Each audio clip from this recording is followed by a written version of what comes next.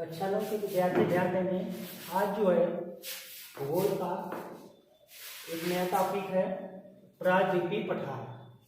प्रायद्वीपीय पठार क्या है और यह किससे निर्मित है और इसे कौन कौन से चट्टानों से बना है, इसको कितने भागों में बांटा गया है और कौन कौन से इसके अंतर्गत पठार आएंगे, यह जानेंगे। पहले जाने प्रायद्वीपीय पठार है क्या और यह कौन कौन सी चट्टानों से बना है। तो प्रायद्वीपीय पठार जो है इसका निर्माण आग्नेय और रूपांतरी दो प्रकार की चट्टानों से हुआ है। आग्नेय और रूपांतरी दो प्रकार की चट्टानों से प्रायद्वीपीय पठार का निर्माण हुआ है, जिसकी आकृति जो है वह मेज के आकार की है। यानी जो यह प्रायद्वीपीय पठार की आकृति है वह मेज के आकार की है और यह दो प्रकार की चट्टान आग्नेय और रूपांतरिक चट्टानों से बना है और यह क्षेत्र गोंडवान भूमि के विभाजन और अपवाह के कारण निर्मित हुआ है। ये भारतीय भूमि गोंडवान के विभाजन और अपवाह के कारण निर्मित हुआ है। तो प्रायद्वीपीय पठार यह भारत का सबसे बड़ा दक्षिण का पठार है और प्रायद्वीपीय पठार आग्नेय रूपांतरित चट्टानों से निर्मित है। और किस कारण यह बना है, तो यह क्षेत्र गोंडवान भूमि के विभाजन और अपवाह के कारण निर्मित हुआ है। अब जाने प्रायद्वीपीय पठार का वर्गीकरण। प्रायद्वीपीय पठार को कितने भागों में बांटा गया है, तो इसको जो है लगभग जो है यह इसके तीन भाग हैं। मध्यवर्ती उच्च भूमियां, इसके बाद दक्कन का पठार, इसके बाद पश्चिम घाट पर्वत, इसके बाद पूर्वी घाट पर्वत। पहले जाने मध्यवर्ती उच्च भूमि में कौन कौन से पठार आएंगे, तो फर्स्ट है अरावली की पहाड़ियां। यह पहाड़ी जो है दिल्ली से राजस्थान तक लगी हुई है और यह पहाड़ी जो है दिल्ली से राजस्थान के बीच अरावली की पहाड़ियां हैं और यह पठार भी है। इसके साथ साथ यह अरावली पहाड़ियां जो है राजस्थान में माउंट आबू, जो अरावली पहाड़ियां हैं वहां पे माउंट आबू चोटी है और उसी माउंट आबू पर जो है दिलवाड़ा जैन मंदिर का निर्माण हुआ है। तो वह तो इतिहास में हो जाएगा, लेकिन हमें भूगोल में जानना है। तो ये अरावली की पहाड़ियां दिल्ली से होते हुए यह जो है लगभग राजस्थान तक गई हैं। वहां पे माउंट आबू है और वहां का जो सर्वोच्च शिखर है वह है गुरु शिखर। अरावली पहाड़ियों में सर्वोच्च शिखर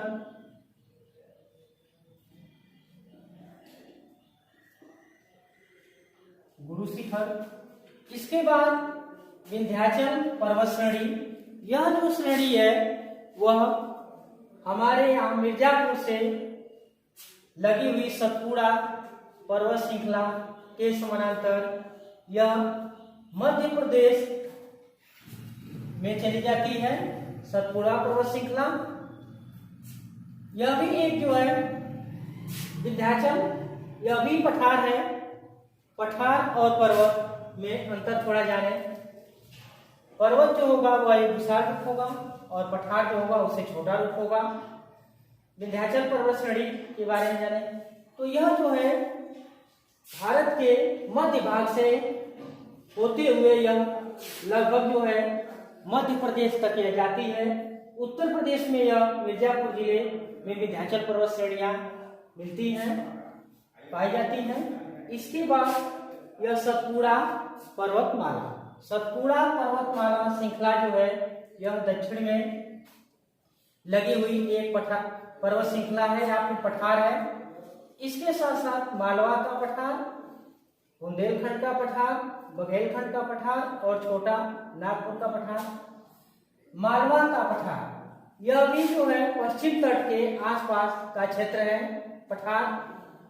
इसके बाद बुंदेलखंड यह ग्वालियर के निकट का पठार है। इसके बाद बघेलखंड का पठार यह भी मध्य प्रदेश में ही जो है पठार है एक प्रकार का। और सबसे इम्पोर्टेंट जो है यह छोटा नागपुर का पठार जो कि झारखंड में है। यह हजारीबाग और कोंडरवा दामोदर नदी जो है, हुगली नदी की सहायक नदी जो दामोदर नदी, यह झारखंड में जब आती है तो वह अलग कर देती है। छोटा नागपुर पठार संसाधन की दृष्टि से सबसे महत्वपूर्ण है। इसके साथ साथ यह छोटा नागपुर पठार जो है यह झारखंड में स्थित है। तो अक्सर जो है यहाँ पे भूगोल में क्वेश्चन पूछा जाता है कि कौन सा पठार जो है संसाधन की दृष्टि से सबसे ज्यादा महत्वपूर्ण है, तो वह है छोटा नागपुर का पठार जो कि कहाँ स्थित है, तो झारखंड में। और इसके साथ साथ रांची, तो ये छोटा नागपुर का पठार। इसके बाद दूसरा जो पठार है वह है दक्कन का पठार।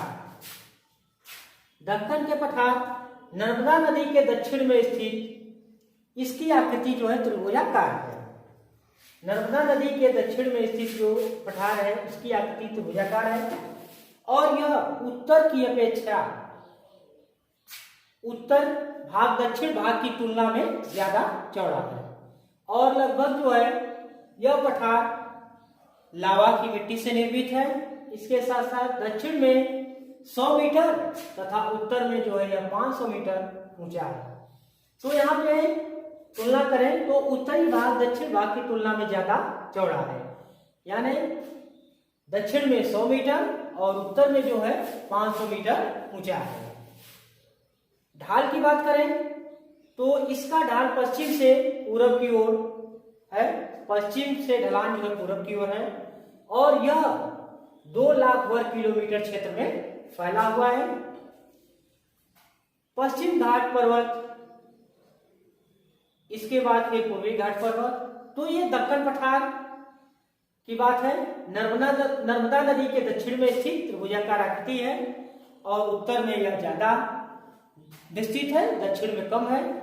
और इसके साथ साथ जो है यह दक्षिण में 100 मीटर तथा उत्तर में 500 मीटर इसकी ऊंचाई है और इसका ढाल पश्चिम में से पूरब की ओर है, यानी पश्चिम में कम और पूरब की ओर ज्यादा। 2 लाख वर्ग किलोमीटर क्षेत्र में यह फैला हुआ।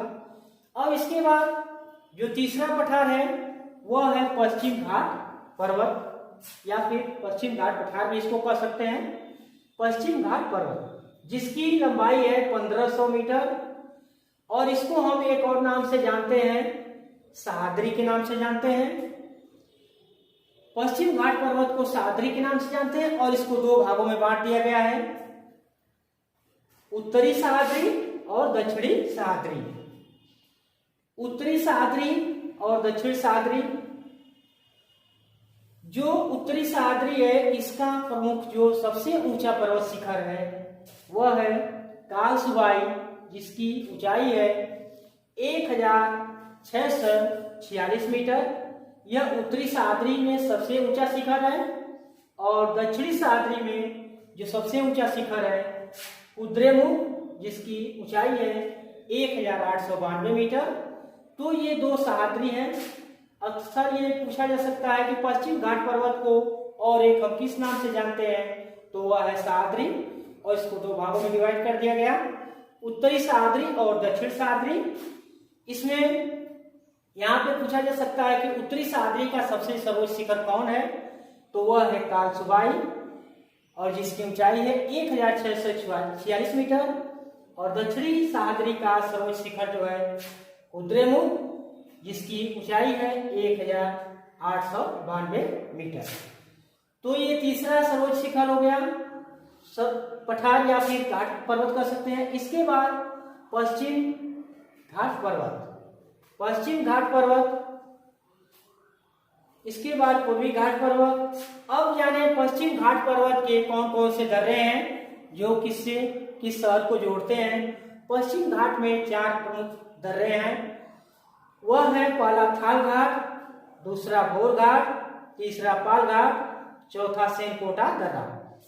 थाल घाट किससे किसको जोड़ता है, तो यह नासिक से मुंबई को जोड़ने वाला मार्ग है। यह दर्रा है नासिक से मुंबई को जोड़ता है। इसके बाद भोर घाट दर्रा जो है मुंबई से पुणे को जोड़ता है।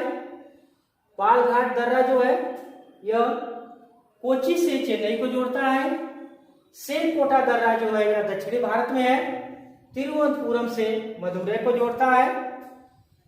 तो ये पश्चिम घाट में कुछ दर्रे हैं, थाल घाट, भोर घाट, पाल घाट, सेनकोटा दर्रा। इसमें अक्सर यहाँ से क्वेश्चन पूछा जा सकता है कि पश्चिम घाट में जो प्रमुख दर्रे हैं, भोर घाट यह किससे किस शहर को जोड़ता है, या फिर थाल घाट किससे किस शहर को जोड़ता है। फिर सेनकोटा दर्रा पूछा जा सकता है। तो याद रखें, थाल घाट नासिक से मुंबई, थाल घाट नासिक से मुंबई, भोर घाट मुंबई से पुणे, पाल घाट कोची से चेन्नई, सेनकोटा दर्रा तिरुवनंतपुरम से मदुरै। ये तीन हो गए। अब चौथा जो है वह है पूर्वी घाट पर्वत।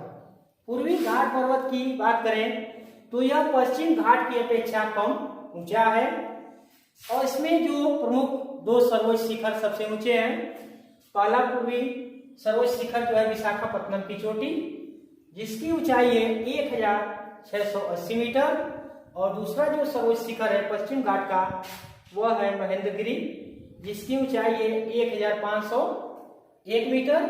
तो ये पूर्वी घाट है, पश्चिम घाट की अपेक्षा इसकी ऊंचाई कम है, और दो शिखर इसमें पूछा जा सकता है। पश्चिम घाट पूर्वी घाट शिखर सर्वोच्च शिखर के दो शिखरों के नाम लिखिए, या फिर उनकी जो है ऊंचाई कितने मीटर है। तो याद रखेंगे, विशाखापट्टनम चोटी 1680 मीटर और महेंद्रगिरी 1501 मीटर। इसके बाद प्रायद्वीपीय पठार का जो भौगोलिक महत्व है वह किस प्रकार से लाभदायक है, किस प्रकार से जो पठार है भौगोलिक प्रायद्वीपीय पठार वह सबसे महत्वपूर्ण है, और किस प्रकार से मनुष्य के लिए लाभदायक है। तो इसमें अक्सर जो है यह लावा से निर्मित मिट्टी से बना है। तो इसमें क्या है कि गन्ने, कपास, चाय, रबड़ इत्यादि का उत्पादन जो है फसलें उगाई जाती हैं। इसके साथ साथ जो है खनिज संपन्न मैदान, लावा निर्मित मैदान होने के कारण यह पठार युक्त है, और इसमें खनिज संसाधन जैसे कोयला हो गया, अभ्रक हो गया, मूल्यवान चीजें, इसके साथ साथ और भी कुछ संगमरमर, चूना, पत्थर, मैग्नीज, ये सब चीजें जो है बहुमूल्य धातुएं जो पाई जाती हैं। और तीसरा जो लाभ है वह पर्यटन स्थल। पर्यटन स्थल, यहाँ की जलवायु गर्म होती है पठारों की, फिर भी गर्म होते हुए यहाँ पे पर्यटन की दृष्टि से सबसे ज्यादा इंपॉर्टेंट है। कुछ पर्यटन स्थल हैं, जैसे उनको याद रखें, पंचमढ़ी, महाबलेश्वर, ऊंटक मंडल। ये जो पठार है प्रायद्वीपीय पठार, ये पर्यटन स्थल की दृष्टि से बहुत ही इंपॉर्टेंट है। और इसके साथ साथ जल विद्युत, जो प्रायद्वीपीय पठार से नदियां निकली हैं उनमें जल विद्युत, वो नदियां बहुत तेज वेग से गिरती हैं और उसे विद्युत बनाया जा सकता है। इसके साथ साथ बहुमूल्य लकड़ी की प्राप्ति, यहाँ वनों से सुंदर लकड़ियां जैसे चंदन हो गया, साल, सागौन, शीशम, लाख, बीड़ी बनाने के लिए तेंदू के पत्ते इत्यादि जो है पाए जाते हैं। तो भौगोलिक महत्व की दृष्टि से भी जो है यह बहुत इंपॉर्टेंट है। कपास व गन्ने की खेती के लिए भी यह उत्तम है। खनिज संपन्न मैदान, पर्यटन स्थल, जल विद्युत विकास की संभावनाएं, और इसके साथ बहुमूल्य लकड़ी की प्राप्ति। तो इस तरह यह जो है लाभदायक भी है। तो इसी के साथ जो है यह टॉपिक यही समाप्त। Next topic.